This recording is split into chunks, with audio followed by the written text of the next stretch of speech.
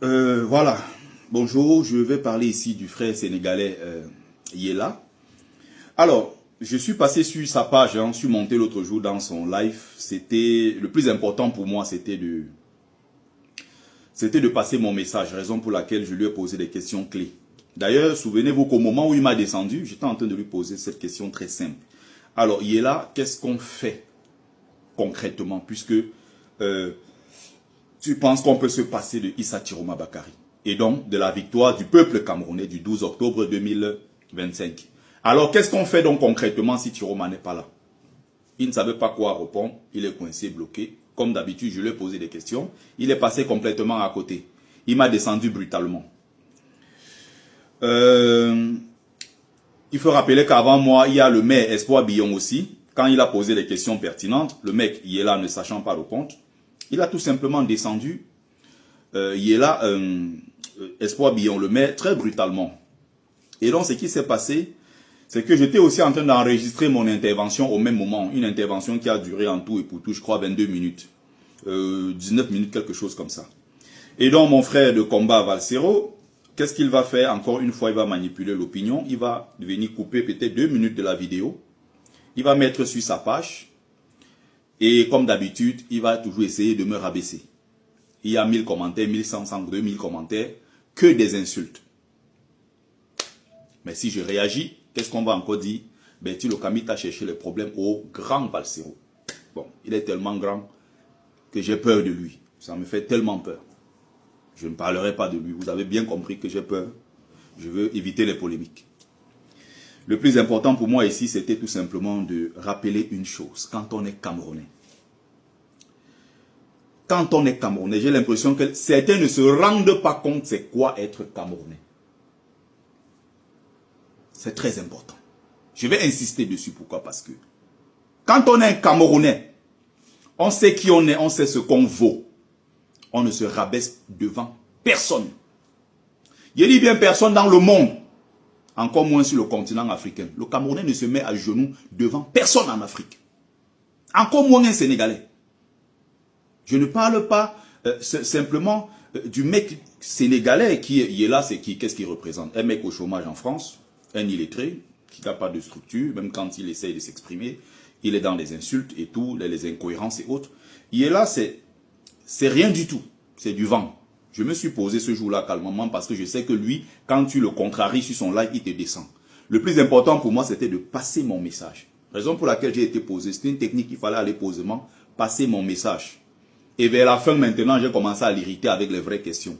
Je savais que j'avais déjà passé mon message. C'était pour moi l'essentiel. Yella, c'est qui? C'est quelqu'un qui, pendant au Sénégal, vous avez encore des vidéos. Allez vous renseigner dans la communauté camerounaise. Il y a des Sénégalais ici, des influenceurs. Demandez qui est Yella dans leur communauté. Il est tout simplement considéré comme le bon vaurien, le dernier. Et c'est même nous qui l'avons rendu star en allant sur sa page, qui lui donner 2-3 000 vues. Il faut bien comprendre ça. Il ne représente rien chez les Sénégalais.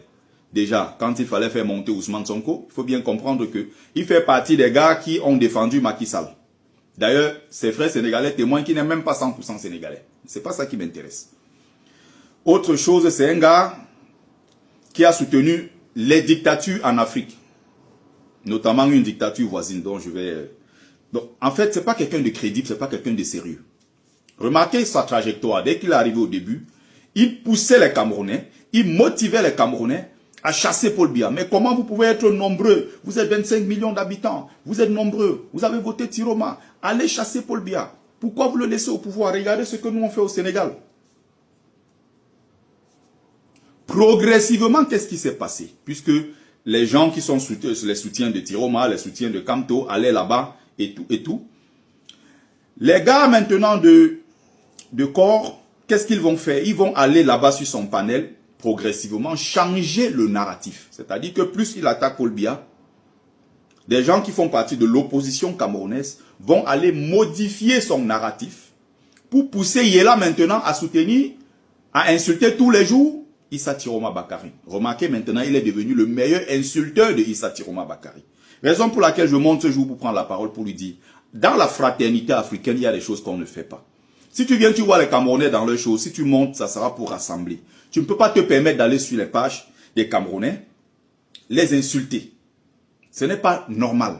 et choisit un camp qui est le camp A et insulter le camp B. Ça ne se fait pas. Voilà ce que je voulais passer comme message dans son truc et tout. Je n'étais pas là pour attaquer Kamto. Je n'étais pas là pour laisser que lui il attaque Tiroma. Nous sommes avant tout Camerounais.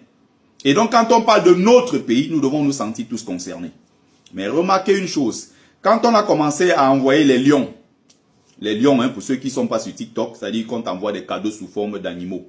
Le plus gros, c'est le lion. Je crois que ça doit être l'équivalent de 300 ou 400 euros.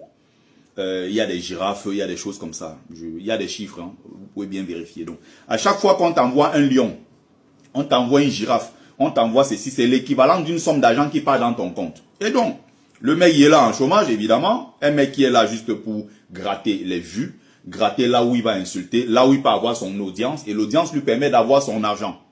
Il a donc compris que, les gens donc de Camp Tourien viennent me financer, les gens donc de Camp Tourien viennent me soutenir, et ils sont nombreux sur mon panel, ils viennent me donner de la force. Qu'est-ce que je fais? Son narratif a totalement changé. Maintenant, il est devenu un grand insulteur de Tiroma, puisque Tiroma ne donne pas d'argent. Tiroma n'en a pas. Tiroma n'a pas des followers à gauche, à droite, des gens qui vont venir payer pour qu'on porte son discours. Voilà comment progressivement le gars va devenir grand insulteur de Tiroma. Bon, maintenant je vais m'adresser, une fois que j'ai terminé avec Yela, parce que lui il ne nous intéresse pas. Je vais m'adresser à ces frères camerounais qui se lèvent, ils vont sur la page d'un Sénégalais.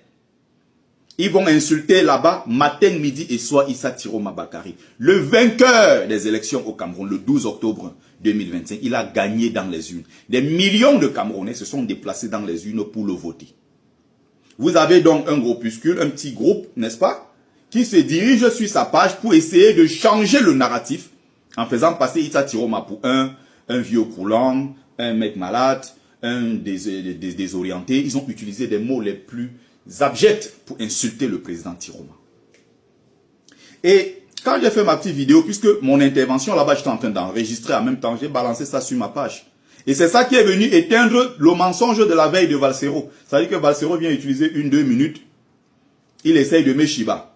Maintenant, je publie la vraie vidéo, la version totale, c'est-à-dire mon intervention complète sur cette page-là, ce jour-là. Les gens écoutent les deux, ils se rendent compte qu'en fait, l'objectif de Valsero, c'était de me ridiculiser, comme d'habitude. Si je réponds encore, ils vont dire quoi? Ben, tu le Kamit est qui pour oser s'attaquer au grand Valsero. Quand c'est du positif sur Berti, il n'en parle jamais.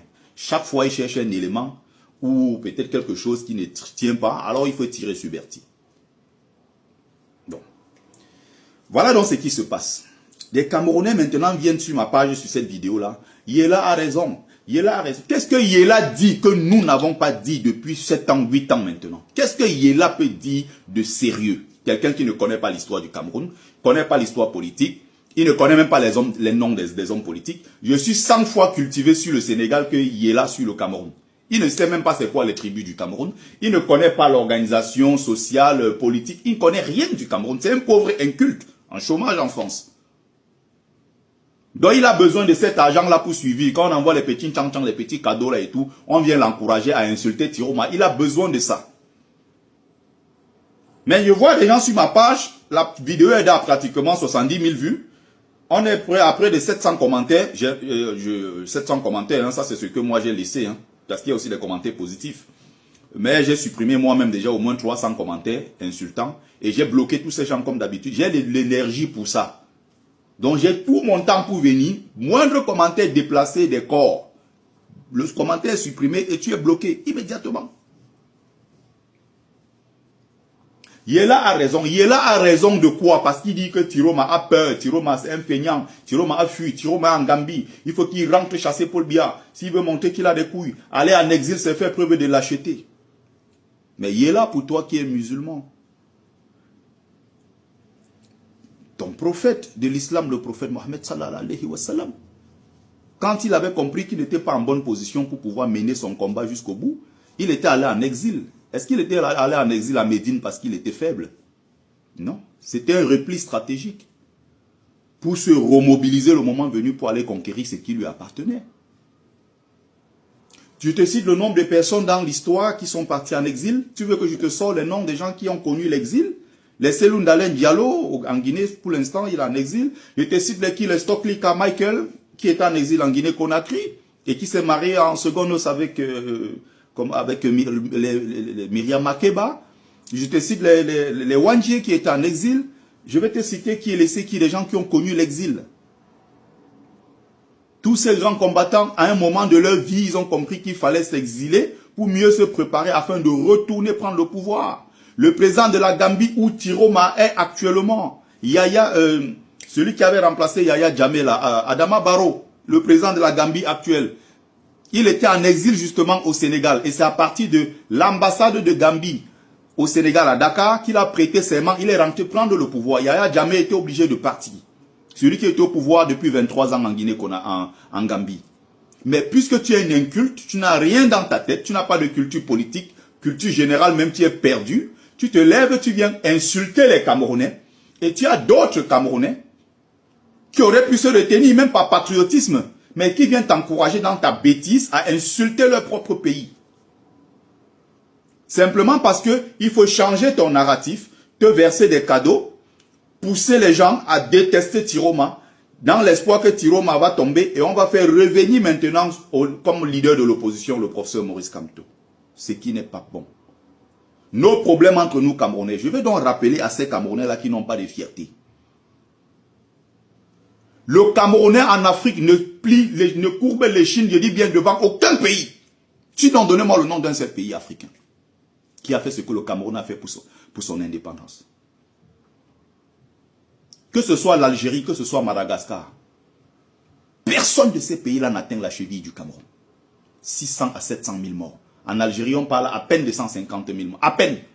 Sur la même période, on verse le napalm au Cameroun. Sur des centaines de milliers de gens qui sont assassinés. De 1955, avec l'interdiction de l'UPC, Yéla, il faut bien écouter ça, l'inculte que tu es. De 1955 à 1971, le Cameroun a mené la bataille. Le Cameroun a obtenu son indépendance, les armes à la main. Je te mets donc au défi. Parce que tu viens sur les pages, sur ta page, tu viens parler aux Camerounais. Tu donnes des leçons de révolution aux Camerounais, à un pays qui est le seul en Afrique. Donne-moi le nom des pères de l'indépendance du Sénégal. Il est là, donne-moi le nom du père de l'indépendance du Sénégal. S'il a mené une seule lutte, s'il a jeté une seule pierre sur le colon pour que le Sénégal soit indépendant. Tu es malade, tu oses parler comme ça du Cameroun? Qui es-tu, toi? Nous sommes les descendants de Oumniobe, de Ernest Wandjie, de Félix Roland Moumié, de Jérémie Ndelené. Nous sommes les descendants de géants sur le continent africain. Et qui n'étaient pas seulement dans la lutte nationale, qui étaient dans la lutte panafricaine, le rassemblement démocratique africain, avec les Mamadou Konaté, les Félix Houphouët-Boigny et autres. Les Camerounais étaient des leaders à l'intérieur. Allez interroger l'histoire de tous ces gens-là, l'Union africaine et tout le reste. Les Aurélien et Tekumboumoua et tous ces gens-là, je peux citer qui est laissé, qui sont tellement nombreux. Même chez vous, dans les universités, partout au Bénin, en Côte d'Ivoire, Sénégal, c'était des Camerounais qui venaient vous enseigner, monsieur. Les Tunisiens peuvent nous donner les cours là-bas partout en Afrique de l'Ouest. Parce que vous n'aviez pas le niveau. Jusqu'aujourd'hui, vous pouvez comparer le Camerounais à un Sénégalais. Sur quel plan? Vous êtes sérieux?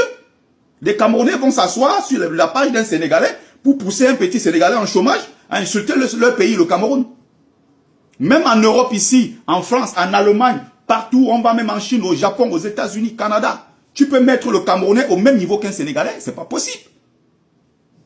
Les Camerounais partout, ils sont majors de leur promotion. Les écoles de polytechnique, les écoles d'industriels, toutes les écoles. Dans l'armée, allez partout, vous allez voir les Camerounais, ils sont majors de leur promotion. Le Sénégalais ne peut pas parler devant un Camerounais. Je dis bien même en termes de contribution pour les luttes même panafricaines. Le Cameroun a contribué à la lutte pour la libération du Zimbabwe, de l'Afrique du Sud, de tous ces pays-là. Le Cameroun a été à la première heure parmi les leaders qui ont mené la lutte pour la libération de l'Afrique. Pendant ce temps, le Sénégal, il fallait faire le rassemblement des troupes pour venir défendre la France. Première guerre mondiale. Il s'appelle qui? Blaise Diagne. Aujourd'hui, un franc-maçon. Pour ceux qui ne connaissent pas, hein, allez ici au métro 7, la ligne 7 du métro, au métro Cadet. Vous allez entrer là-bas, au numéro 16, où il y a le temple de la franc-maçonnerie là-bas. Vous allez entrer là-bas, vous allez voir les toges et tous les trucs là de Blaise Diagne. Aujourd'hui, on a donné le nom de l'aéroport international du Sénégal à qui? aéroport international Blaise Diagne. C'est celui qui avait fait le rassemblement des troupes avec les Yassine, on appelle comment les Gracien Condas et autres pour les troupes qui étaient venus aider la France à batailler lors de la Première Guerre mondiale. Deuxième Guerre mondiale, c'était pareil. Le président sénégalais Macky Sall, qu'est-ce qu'il disait? Parmi les colonisés, parmi les tirailleurs, nous étions privilégiés, nous les Sénégalais. On avait droit à un yaourt parce que nous étions différents des autres. C'est le même Macky Sall qui va envoyer l'armée sénégalaise, nos frères africains. Au lieu de mourir sur le sol africain pour notre dignité et notre honneur, il va envoyer nos frères aller mourir en Arabie Saoudite parce qu'on défend l'Arabie Saoudite dans des guerres injustes qu'on a déclenchées au Yémen et un peu partout. Le Sénégal a été dans quelle guerre, dans quelle bataille menée pour les intérêts de l'Afrique, c'est-à-dire sur le plan panafricain.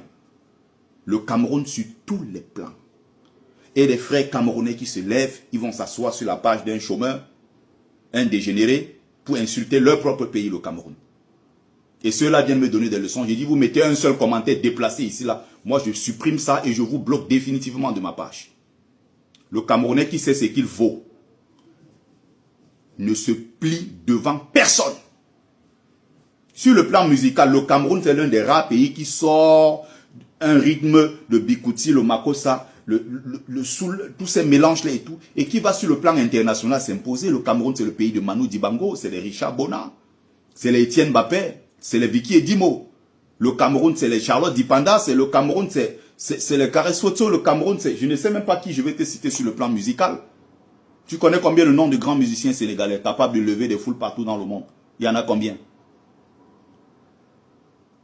Il y en a combien, je dis, des gens partis du Cameroun, partis avec un rythme camerounais. Le rythme sénégalais, la musique n'a même jamais pu traverser les frontières du Sénégal. Le Cameroun s'est imposé partout. L'usine de production des grands bassistes dans le monde, c'est le Cameroun. En Afrique, c'est le Cameroun qui est en tête. Le football, n'en parlons pas. C'est récemment qu'ils ont commencé à remporter des CAN et autres. Le Cameroun est un très grand pays. Méfiez-vous quand vous parlez du Cameroun. Vous allez donner la force à un feignant pour qu'il insulte votre propre pays. Le Sénégal a eu des avancées, bien sûr, sur le plan démocratique, élections libres et transparentes. C'est des choses que nous apprécions. On souhaiterait que ce soit comme ça au Cameroun, bien sûr. Qu'un président, après un mandat renouvelable une seule fois, après il s'en va, une autre personne vient. Le Sénégal a pu créer cela, le Sénégal a pu maintenir ce genre de choses. Mais le Sénégal, il y a plusieurs périodes de l'histoire où le Sénégal a été dans la collaboration. Avec l'ennemi de l'Afrique, il y a eu des moments où ça ne s'est pas vraiment bien passé. Attention, vous ne pouvez pas parler comme ça du Cameroun. Vous savez ce que le Cameroun a sacrifié à l'échelle nationale, à l'échelle internationale, à l'échelle panafricaine? Qu'est-ce qui vous arrive même? Simplement parce que vous détestez un homme qui s'appelle Tiroma. Vous allez ouvrir vos fesses là-bas chez les autres Africains pour insulter votre propre pays. L'objectif c'est quoi? L'objectif c'est quoi? Déverser la haine sur Tiroma dans le but de faire, il faut faire revenir le président Maurice Kamto au devant de la scène en tant que leader de l'opposition. On ne va rien faire au Cameroun sans revenir sur la victoire du peuple camerounais du 12 octobre 2025. Le président Tiroma a gagné. Ne reculez pas. N'ayez pas peur de lutter pour la justice. N'ayez peur de rien quand les gens vous attaquent. Ils n'ont pas raison. Simplement parce qu'ils sont nombreux, ils insultent en commentaire. Vous cédez. Ne cédez jamais quand vous êtes sur le chemin de la vérité. Ne cédez pas. Tiroma n'a pas trahi le peuple jusqu'ici. Il est en train de mener la bataille qu'il faut pour la libération de notre pays, le Cameroun. Alors, soit on l'accompagne dans cette décision, soit on le laisse. C'est la volonté du peuple camerounais. C'est des millions de Camerounais qui l'ont voté. Ces millions de Camerounais-là sont 100 fois plus intelligents que quelques Lilliputiens qui s'agitent sur les réseaux sociaux et qui l'insultent. Il faut être sérieux. Donc, on ne peut pas laisser des gens comme ça venir parler de notre pays. Je t'ai cité le nom des pères de l'indépendance du Cameroun, ceux qui se sont battus. Donnez-moi le nom des gens qui se sont battus pour l'indépendance du Sénégal. Tu veux comparer un pays qui a obtenu son indépendance, les armes à la main, à un pays à qui on a donné l'indépendance, à qui on a remis l'indépendance parce que le président de l'époque était le meilleur ami de l'enfance et qui d'ailleurs s'est inventé 3 gouttes de sang portugais. Vous êtes sérieux? Seigneur. Nous, on va vous pousser à connaître votre histoire. On va vous pousser à respecter ce pays. Ce n'est pas parce que le Sénégal a aujourd'hui quelques infrastructures, des terrains de football, je ne sais pas, des autoroutes et tout. C'est bien beau. Les hôpitaux et autres, c'est ce que nous souhaitons. Dans notre pays également. Pour pas aller comme ça vous faire insulter. Et vous êtes content. Il insulte votre pays. Vous êtes là, non, Yéla, tu as raison. Yéla, tu as raison.